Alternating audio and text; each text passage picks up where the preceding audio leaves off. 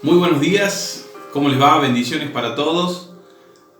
Una fecha especial, un domingo especial, domingo de la resurrección, domingo donde muchos estamos muy contentos y nos hemos levantado agradeciendo al Señor a través de la oración, a través de alabanzas, dando gracias a nuestro Dios que un día nos rescató, que un día nos ha salvado, ¿sí? Porque nosotros creemos fehacientemente de que Cristo ha resucitado. Inclusive las pruebas así lo demuestran. Aún la tumba de Jesús después de 2000 años sigue vacía y seguirá vacía hasta el día en que Jesucristo regrese y todos puedan ver verdaderamente que Él ha resucitado. Así que para nosotros es un domingo muy especial y donde nosotros habíamos dicho que en esta semana especial íbamos a subir dos mensajes, uno hablando de la muerte de Jesucristo, donde explicamos para qué murió Jesucristo, y otro que vamos a subir ahora, que es donde nosotros vamos a tratar de mostrarle o de enseñarle a ustedes las pruebas que tenemos sobre la resurrección de Jesucristo. Esperamos que al finalizar de este mensaje, cada uno de ustedes pueda ser sincero consigo mismo y pueda tomar una decisión al respecto, ¿sí? Así que vamos a dar gracias a Dios por este día, un domingo de resurrección, un domingo de gozo para cada uno de aquellos que creemos en este Jesucristo. Jesucristo que mostró su más grande victoria cuando fue crucificado, pero el tercer día resucitó en poder y en majestad. Vamos a tener solamente unos segundos de oración. Te agradecemos, Señor, por este día. Gracias, Señor, porque hoy nosotros celebramos tu resurrección. Creemos, Señor, con nuestra mente y con nuestro corazón que un día has resucitado. Por eso, Señor, damos gracias a Dios por la oportunidad que nos das hoy, Señor, de poder mostrar a otros, Señor, lo que has hecho al tercer día después de haber sido crucificado, donde has resucitado y nos has dado una esperanza, Señor, para este mundo perdido, para las personas, Señor, que no te conocen, de que un día, Señor, después de esta muerte física que quizás muchos de nosotros vamos a atravesar, Señor, después de esto hay una eternidad gloriosa si nosotros podemos descubrirte en este mundo. Te adoramos, Señor, y en tus manos encomendamos el tiempo que vamos a desarrollar este mensaje. En el nombre de Jesús, amén y amén. La resurrección de Jesús es uno de los temas más controversiales, es uno de los temas más atacados por aquellos agnósticos, escépticos, por aquellos ateos, por aquellas personas que no creen en Jesucristo. La pregunta que nosotros como cristianos podemos hacernos es si la resurrección es un hecho o una ficción. ¿Por qué lo decimos de esta manera? Si realmente Jesús ha resucitado, nos ha dejado una esperanza muy grande. ¿Cuál es? La de que nosotros también podamos resucitar un día. Aquellas personas que han aceptado a Jesús en su corazón, un día podremos resucitar y vivir con Él y estar con Él. Por eso decimos que la resurrección puede ser el hecho más maravilloso que la humanidad pueda comprender y entender. Pero si no, la resurrección se convierte en una de las mentiras más trágicas y en uno de los planes más malvados que la humanidad pueda experimentar. Por eso nosotros lo que queremos es mostrarles a ustedes las evidencias que cada uno de nosotros podemos llegar a tener para poder confiar en Jesucristo. El apóstol Pablo dijo, si Cristo no ha resucitado, nuestra predicación no sirve de nada, como tampoco la fe de ustedes. Si la resurrección no es real, si la resurrección realmente no existió, el cristianismo se cae a pedazos y convertiríamos a Dios en un mentiroso. Y el trabajo o la misión que vino a hacer Jesucristo al mundo tampoco estaría completa, porque Él murió y si no resucitó, como algunos dicen, entonces la obra no está completa. Pero para nosotros que somos cristianos, nosotros tomamos la resurrección como un acto de satisfacción de Dios al recibir el Cordero, que fue su propio Hijo. El pago de nuestros delitos fue recibido por Cristo, fue recibido por Dios, y aceptado. ¿Y cómo nosotros podemos saber que aceptó el sacrificio a través de la resurrección. Dios, resucitando a su Hijo, lo que hizo es a nosotros decirnos de algún modo: he aceptado el sacrificio de paz y de justicia por cada uno de los pecadores, por cada uno de los pecados de la humanidad, y he resucitado a mi Hijo. Y es lo que nosotros creemos, y es lo que nosotros vemos como un evento realmente maravilloso, extraordinario para cada una de nuestras vidas. Nosotros tenemos que saber esto: todas las religiones del mundo son basadas, podríamos decirlo de alguna forma, en pensamientos y filosofías humanas, excepto tres. Hay tres que no son basadas en pensamientos, sino en personalidades. ¿Cuáles de ellas? Por ejemplo, el budismo, que está basado en un hombre que se llamó Gautama Buda, que murió 500 años antes de Cristo, y sabemos que en su tumba está su cuerpo. Es más, Gautama Buda dijo: yo no soy la verdad, así que busquen la verdad y síganla. Esas fueron unas de sus últimas palabras antes de morir. La otra religión que está fundada en otra personalidad es el judaísmo. El fundador del judaísmo es Abraham. Y nosotros podemos saber que Abraham murió 2000 años aproximadamente antes de Jesucristo.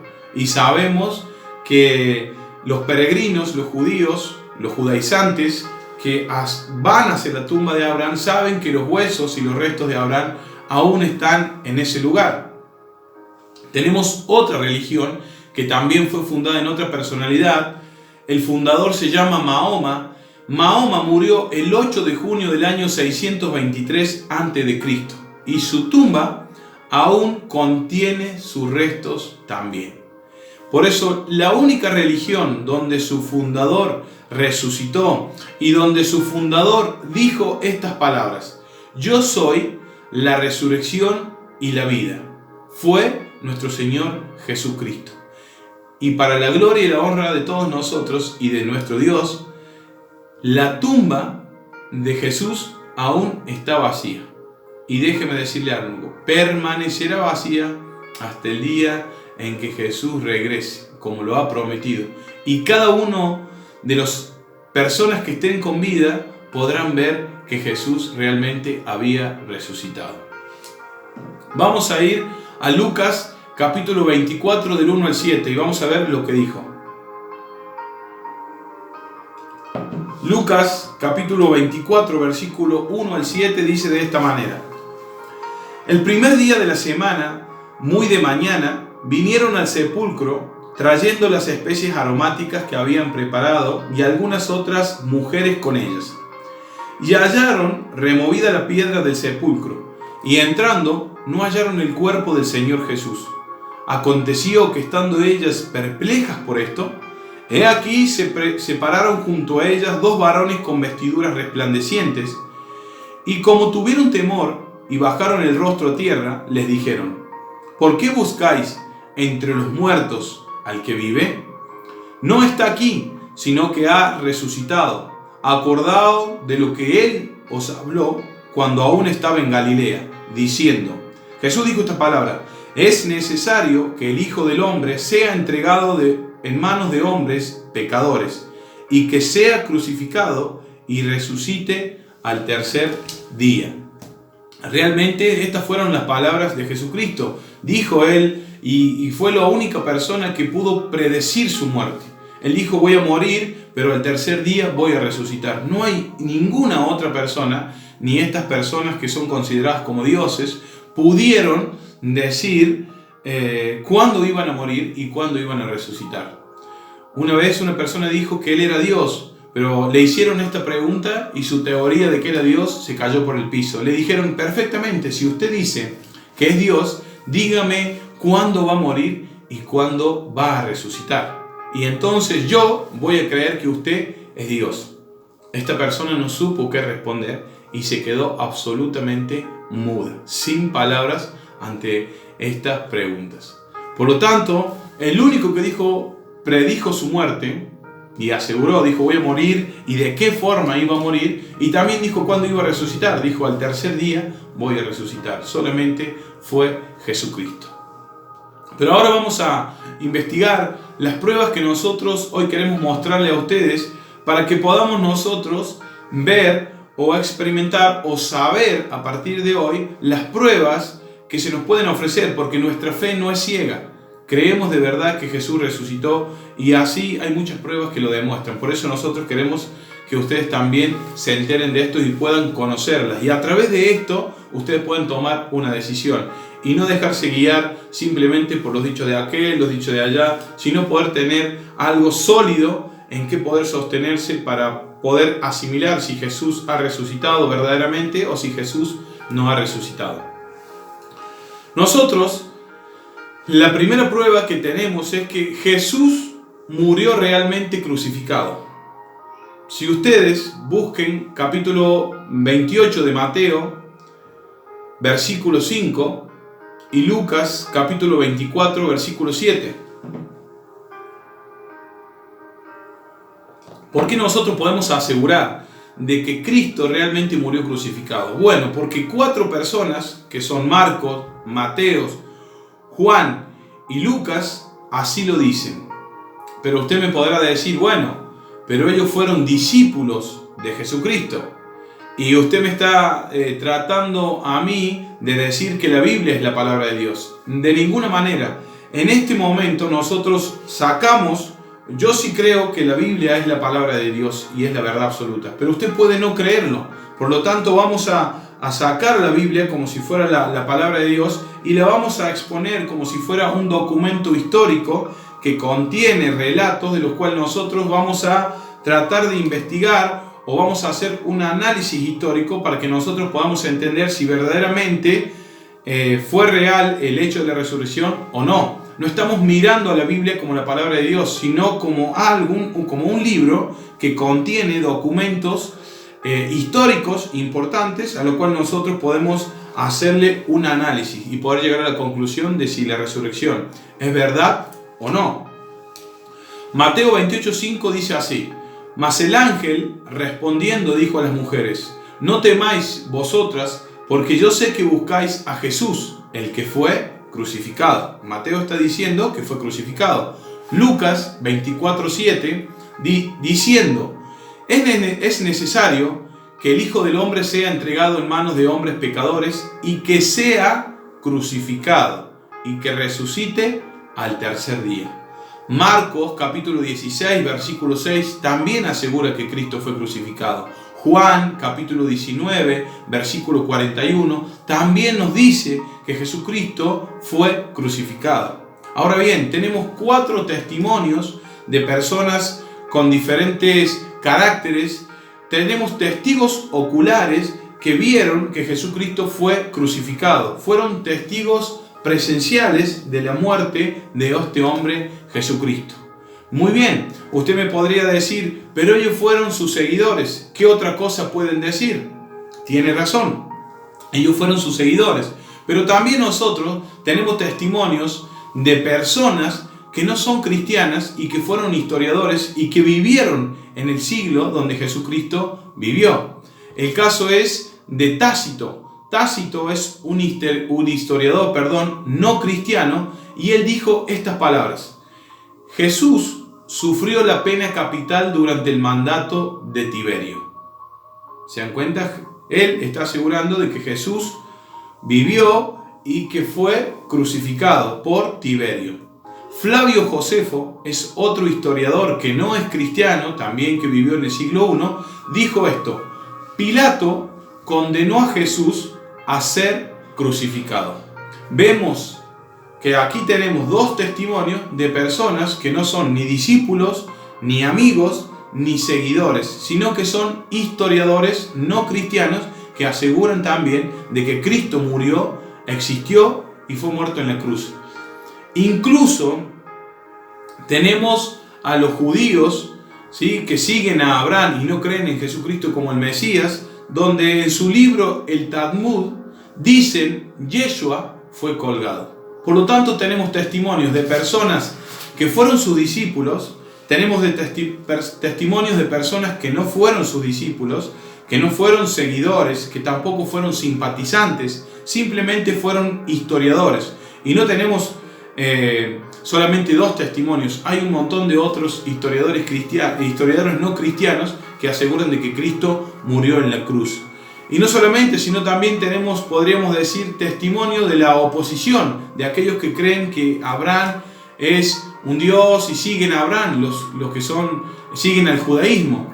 Pero ellos también en su libro dicen que Yeshua fue colgado, que Jesús fue colgado en la cruz. ¿Se dan cuenta? Por tanto, tenemos evidencias sobre las cuales nosotros podemos pararnos y asegurar de que Cristo realmente murió crucificado.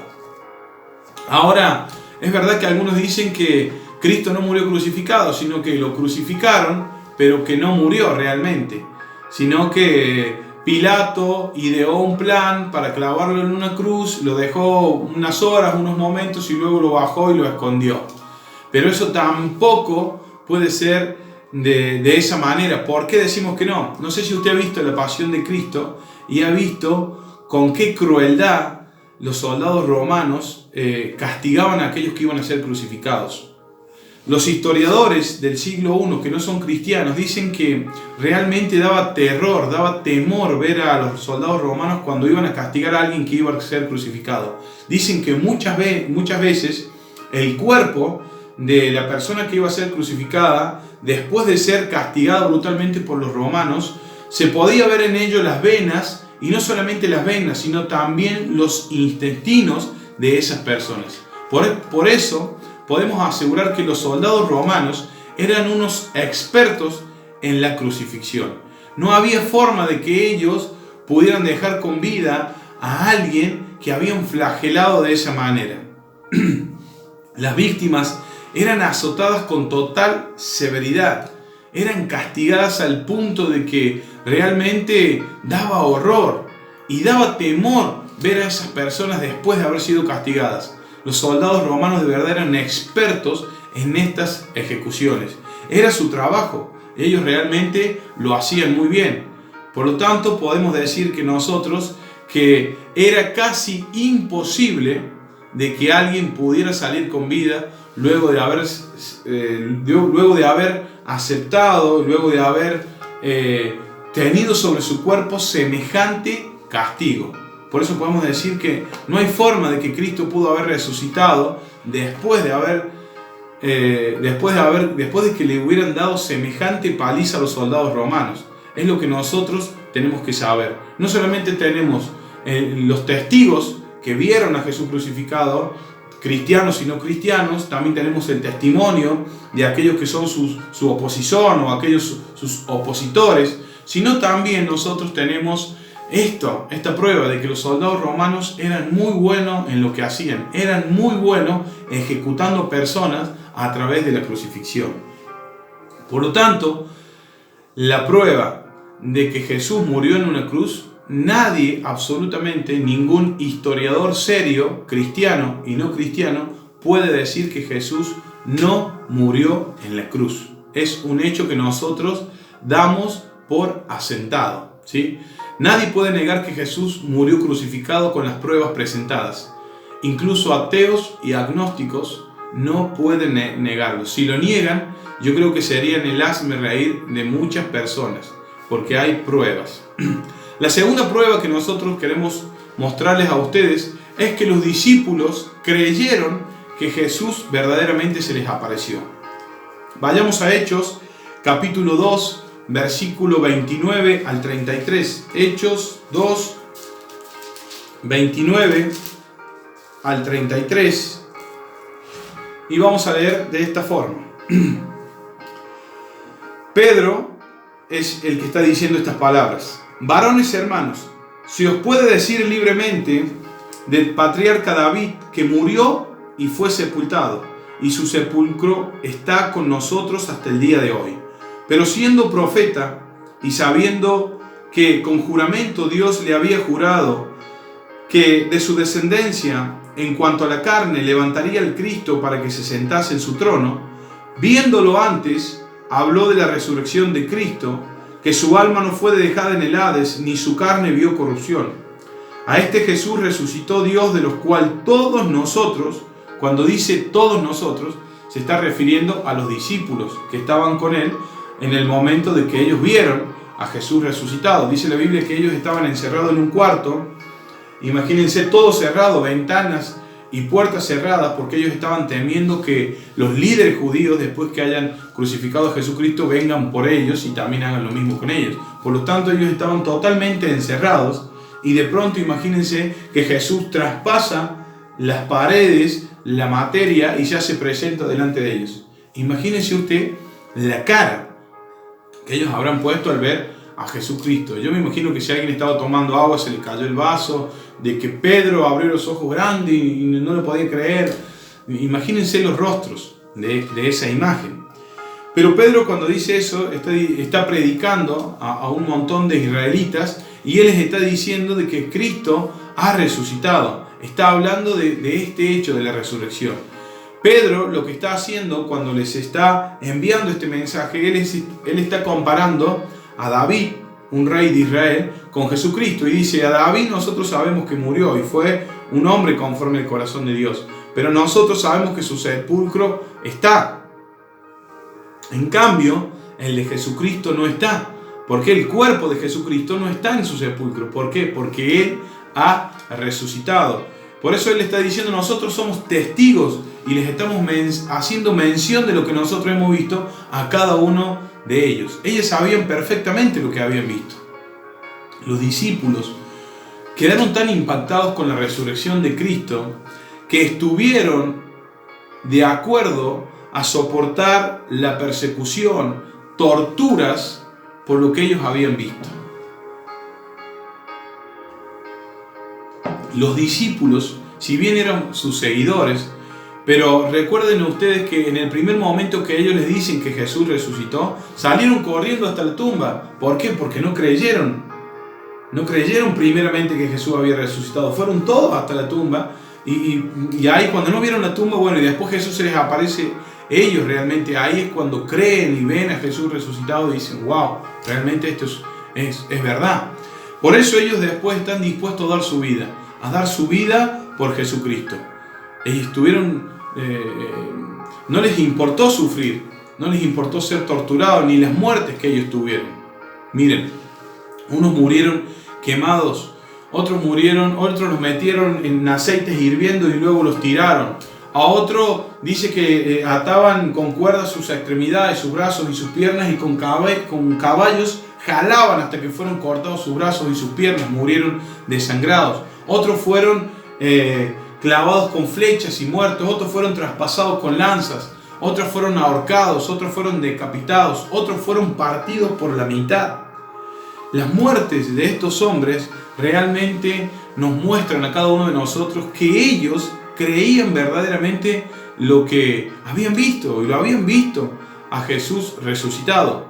Es más, podemos decirnos, está bien, eran 12 hombres distintos, pero no todos se veían obligados. Si era una mentira que habían visto a Jesús resucitado, no puede ser que los 12, sin que ninguno diga si sabían dónde estaba el cuerpo, si la teoría de que ellos habían robado el cuerpo fuera verdad. Imagínense a 12, imagínense a 2 que ven que están siendo quemados, torturados, crucificados, clavados en un madero igual que Jesucristo. Ven cómo grita, cómo llora. Pedro dice que vio a su mujer cómo la mataban. Imagínense a sus hijos. Ante ese amor no van a decir: no, es mentira que vimos el cuerpo, está allá o está allá. Los 12 murieron diciendo de que lo habían visto a Jesucristo resucitado.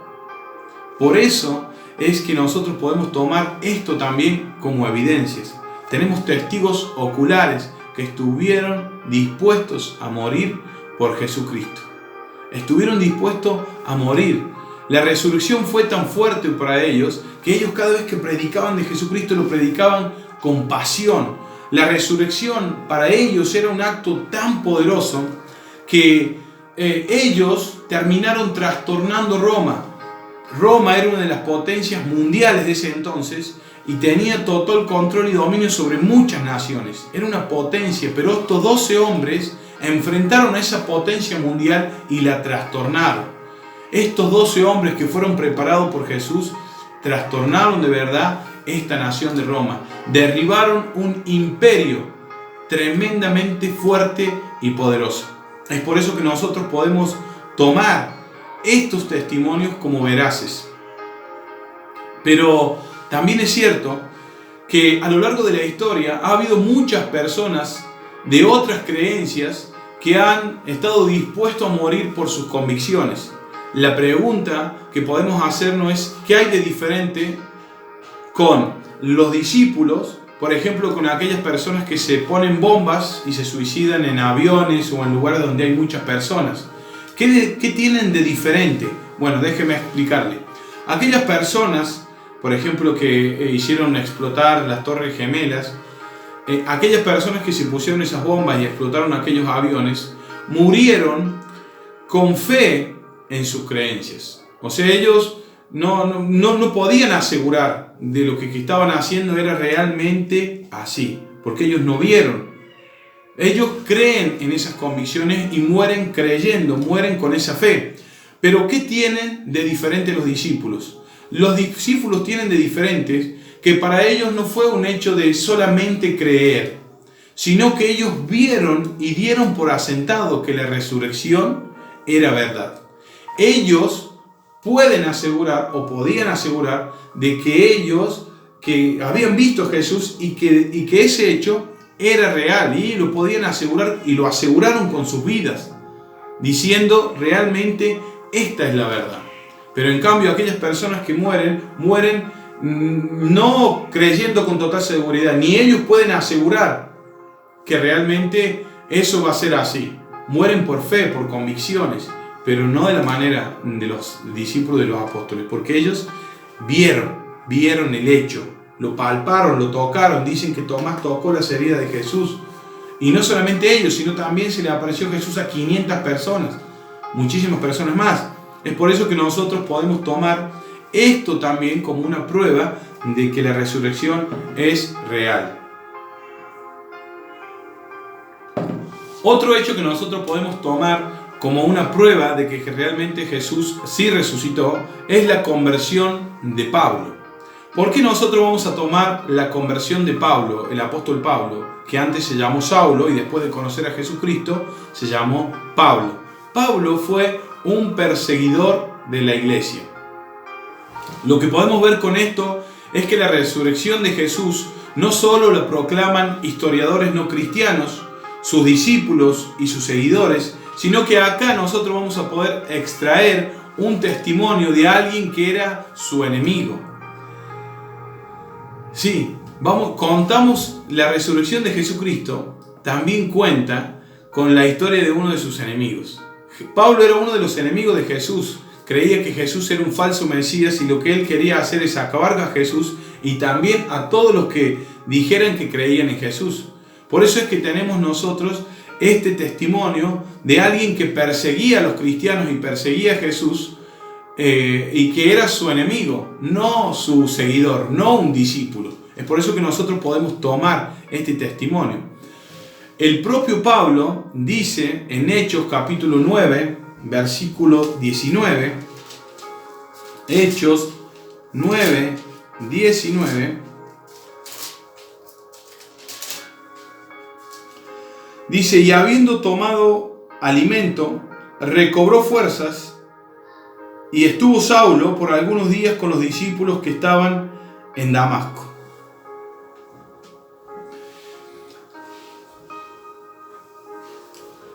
Dice la Biblia de que Saulo verdaderamente era su perseguidor, pero luego de que Jesús se le aparece en Hechos capítulo 9, dice que Pablo iba camino a Damasco llevaba una orden de matar a los cristianos, de perseguirlos, de torturarlos, de ponerlos presos. Dice que Jesucristo resucitado se le aparece y le dice: Saulo, Saulo, ¿por qué me persigues? Desde ese momento Saulo ya no fue su perseguidor, sino que se convirtió en alguien que verdaderamente empezó a predicar de aquel que antes lo había perseguido, que lo había acosado, que había matado muchos de sus fanáticos. Se cree que Pablo estuvo cuando mataron a pedradas a Esteban. Entonces Pablo estaba ahí y lo miró a Esteban y también le arrojó piedras. ¿Se dan cuenta? O sea, tenemos el testimonio de alguien que fue su enemigo, que odiaba a los cristianos y que odiaba a Jesucristo. Por eso podemos tomar este hecho como eso. Después de que Pablo se le aparece, dice que Pablo empieza a predicar de Jesucristo. Empieza a predicar luego de este evento importante que a él le acontece, y es de ver a Jesucristo resucitado. Pero también puede surgir una pregunta que puede alguien decir: yo conozco a muchas personas que cambian de religión. ¿Qué hay de especial en Pablo? Es verdad que muchas personas se cambian de religión, pero casi siempre es porque alguien secundario y no el propio fundador le ha hablado sobre ese mensaje. O sea que la información a ese que se va a cambiar de religión no le está llegando de primera mano, sino de segunda o de tercera mano. Entonces, no es que el fundador le da el mensaje derecho. O sea, le da cara a cara, persona a persona. Por eso el caso de Pablo llega a ser especial. ¿Por qué? Porque es el propio fundador del cristianismo, Jesucristo, quien le predica. Entonces nosotros tenemos que Jesucristo, cuando se le aparece a Pablo, es el propio fundador. O sea, Pablo tiene el mensaje transmitido sobre el cristianismo desde su fundador. Es a lo que nosotros llamamos de primera mano.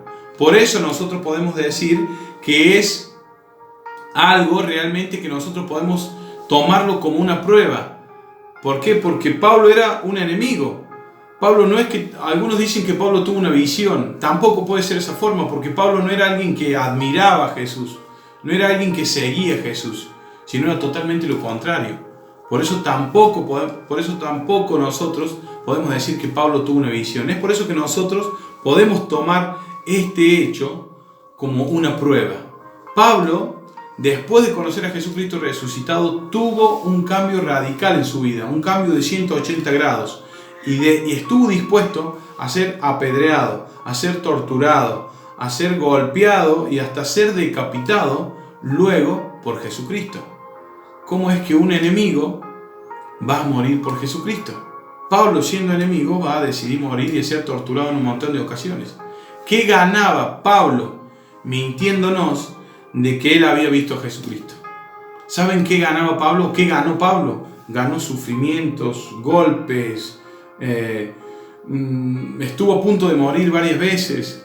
Realmente todo lo que Pablo ganó, si hubiera sido una mentira, hubiera sido solamente sufrimiento. La verdad es que tenemos que pensar que alguien que piensa que Pablo tuvo una visión o que está mintiendo tiene que ser un desquiciado, igual que Pablo, para querer sufrimiento de ese tipo en toda su vida. Por eso nosotros podemos tomar este testimonio como prueba también. Otro de los testimonios que nosotros podemos tomar como pruebas para saber que Jesucristo realmente resucitó es la conversión de Santiago o Jacob, como lo llama la Biblia. Este hombre fue uno de los hermanos de Jesús. Pero los evangelios, Marcos, Juan, Lucas, nos dicen que Santiago fue uno de los hermanos de Jesucristo, al igual que José, Judas y Simón, y que Jesús también tuvo algunas hermanas. Pero los hermanos no creían en Jesús. Santiago o Jacob era judío y él se guiaba estrictamente por la ley de Moisés, pero no creía en Jesús. Esto es lo más importante. Él era escéptico ante Jesucristo, ante su propio hermano.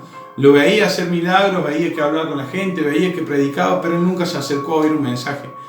Es más, en un momento dice que él estaba predicando y decía que era el Hijo de Dios y que iba a venir por segunda vez y que iba a hacer esto y que iba a hacer lo otro, y que dice que su madre y sus hermanos fueron a buscarlo para decir: ya cállate, porque le daba vergüenza lo que él hacía. Realmente, Santiago es uno de esos. Juan capítulo 7, versículo 3. Juan capítulo 7, versículo 3. Dice así: y le dijeron sus hermanos: sal de aquí y vete a Judea, para que también tus discípulos vean las obras que haces, porque ninguno que procura darse a conocer hace algo en secreto. Si estas cosas haces, manifiéstate al mundo, porque ni aun sus hermanos creían en Él. Es tremendo este versículo. Ni aún sus hermanos creían en Jesús. Por eso Santiago era uno de esos hermanos que no creían en Jesús. ¿Saben qué otra prueba tenemos de que sus hermanos no creían en Jesús? Que al momento cuando Jesús está siendo crucificado y ve a su madre que está ahí preocupada, y ¿por qué será que Jesús no le encarga a alguno de sus hermanos su propia madre?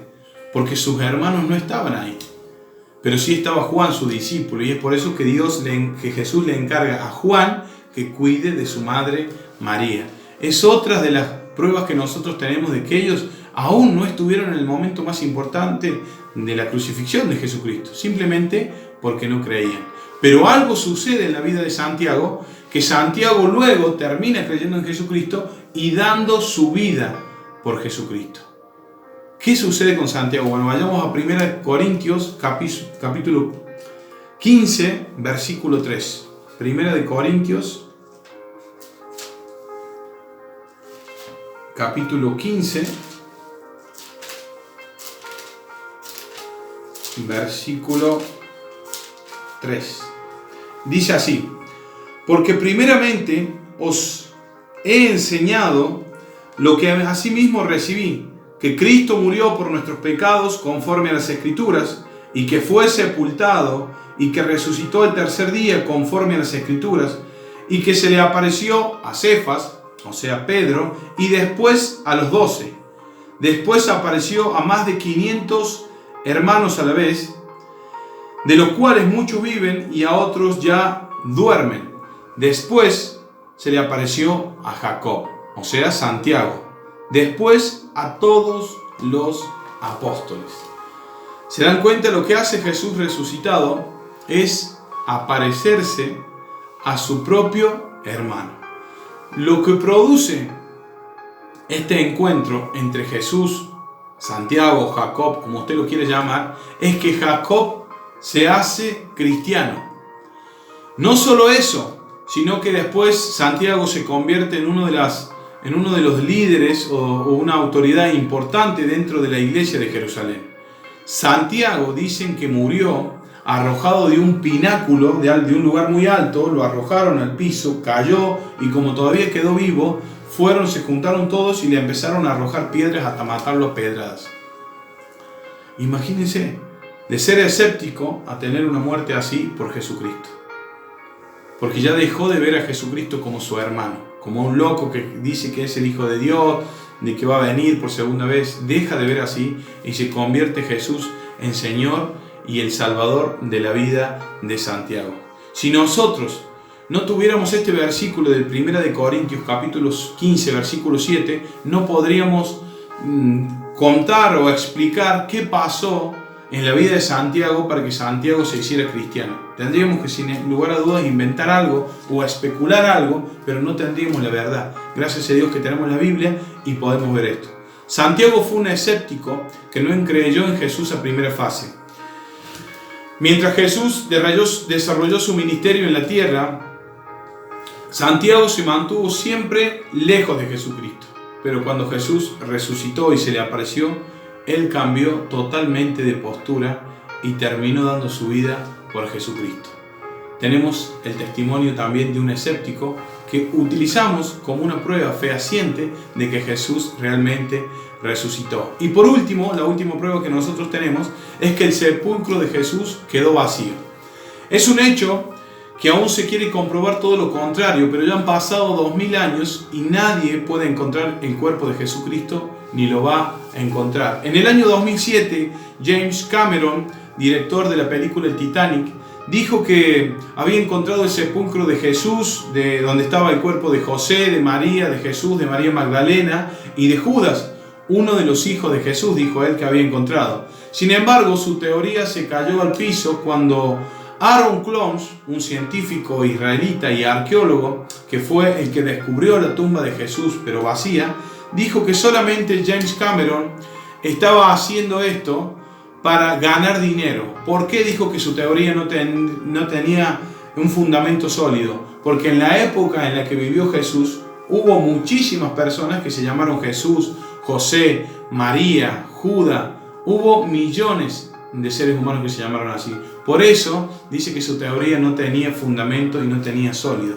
La teoría de James Cameron, el director de Titanic, se terminó hundiendo, igual que el barco de la película el cual él dirigió. Así que nosotros tenemos con seguridad y con certeza, podemos decir que la tumba de Jesucristo está vacía. Pero no solamente por esta teoría que se cae sin ningún fundamento. Nosotros podemos decir que la tumba está vacía, primero porque así lo dice todo un pueblo. Recuerden ustedes que cuando Pedro estaba predicando, él les dice: ustedes mataron al Cristo crucificado. O sea que los mismos que estaban ahí a punto de ser confrontados por el mensaje del Evangelio, estos cristianos que estaban a punto de convertirse al cristianismo, son los que antes habían gritado a Poncio Pilato que colgaran a Jesús.